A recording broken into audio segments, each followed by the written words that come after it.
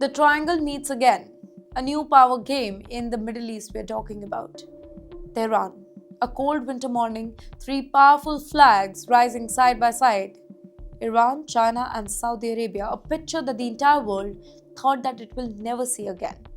You're watching TimesXP. My name is Rityatri, but there they are, sitting at the same table, talking softly, negotiating deeply, and sending a very loud message to the entire world. Here's the third round and the most important one that we are talking about here. This was not any random meeting. This is not a courtesy handshake, not a photo op. This was the third major trilateral dialogue since the 2023 Beijing Agreement, the deal that shocked the Middle East by bringing Saudi Arabia and Iran back from the edge of a 7-year Cold War. Now, inside the room, Iran's Deputy Foreign Minister, Majid Takht, he led the entire team. Chinese diplomats took their seats calmly. Saudi envoys, they came with a clear agenda. Hours of behind the closed talks they followed, but what did they discuss? So the answer is, according to Iranian and Chinese officials, the three nations reviewed how far they have come since the historic Beijing deal.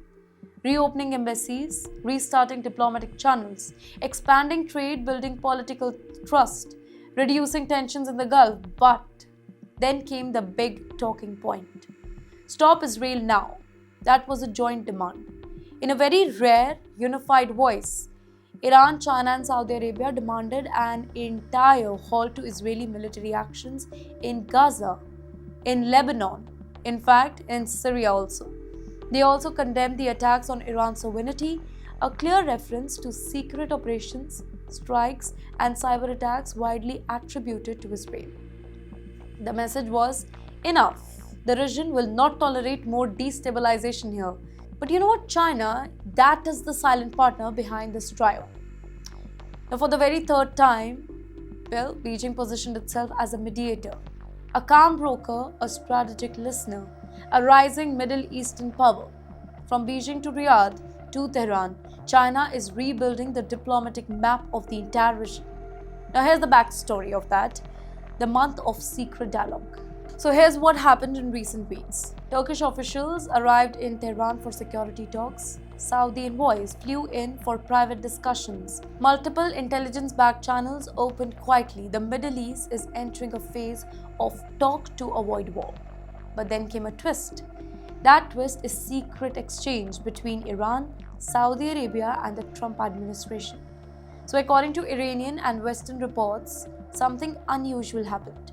Iran's new president, Masoud Pezeshkian, allegedly sent a message to Donald Trump, but not directly here.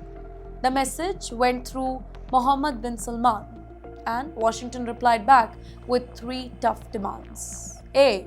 Stop uranium enrichment. B. Stop supporting armed groups in the entire region. And C. Limit your ballistic missiles.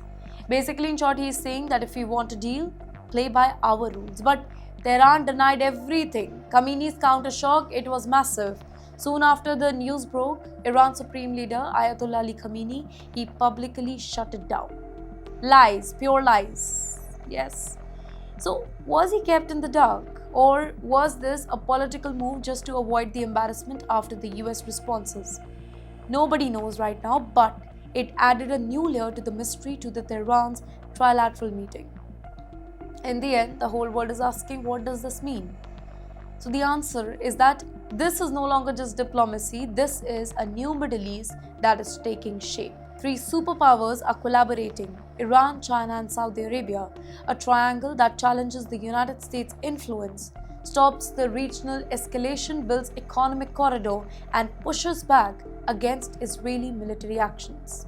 A triangle that may decide the future of West Asia.